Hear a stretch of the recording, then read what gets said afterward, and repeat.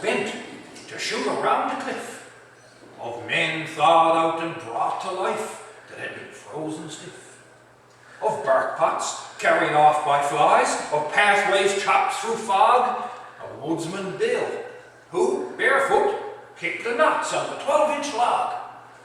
The loud applause grew louder when Uncle Mickey Shea told it a big potato that he grew in Gander Bay. Too big to fit through the cellar door. So it lay at rest nearby until one rainy night that fog. The pig drowned in its eye. But meanwhile in a corner, his grey head slightly bowed, sat Grandpa Walcott, 88, the oldest of the crowd.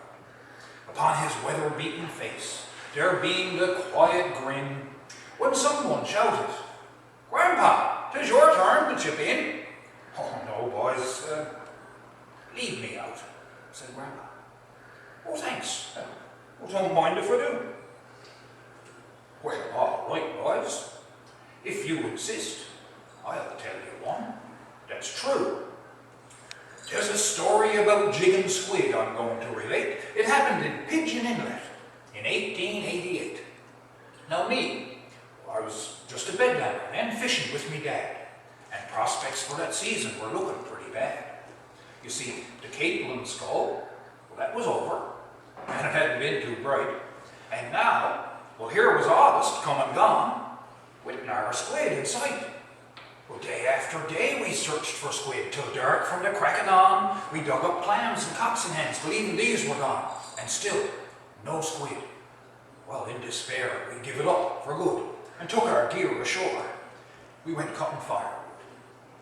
Now one morning, while out in the woods, with all the other men, wondering if we'd ever see another squid again, Father broke his axe that day, so we were the first ones out, and as we neared the land wash, we heard the women shout, "Come hurry, boys, the squids are in!" So we jumped aboard the boat, and we started out the harbour, the only crew afloat.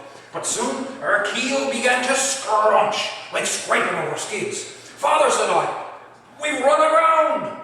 "Me son," said he, "the squids." Said he, "The jigger, heave it out." Well, quick as a flash I did. And soon as it struck the water, it was grappled by a squid. So I hauled it in. What do you think? As soon as it crossed the rail, well, I'll be darned if there wasn't a second squid clung onto the first one's tail. And another one clung to that one. And so on in a string. Well, I tried to shake them loose, but Father said, "You foolish thing. You've got something was never seen before in Newfoundland. Drop the jigger, boy, and grab the string, and haul hand over hand." So I hauled that string of squid aboard till the boat could hold no more. And then we hitched it in the risings, and we rowed for the shore. Now the men were coming from the woods, as they heard the women bawl. But Father says, "Don't hurry, you boys. We've squid enough for all." So Uncle Jimmy took the string till he had enough, and neighbour-like, he handed it on to Skipper Levi Cuff. Well, from stage to stage that string was passed throughout the whole night long until daylight found it on Eastern Point with Uncle Billy Strong. Now Uncle Bill, quite thoughtfully, before he went to bed, took 2 half hitches of the string round the grump on his stage head. Well, the next morning, Hartley's Harbour, they heard the news, and up they come in a track skiff with 3 pair of oars to tow the string down home. And when Hartley's Harbour had enough, the following afternoon, that string went on from place to place until it reached Carpoon. Now, what happened to it after that? Well, I don't exactly know, but some folks say that it crossed the straits and it ended in Fort Hull.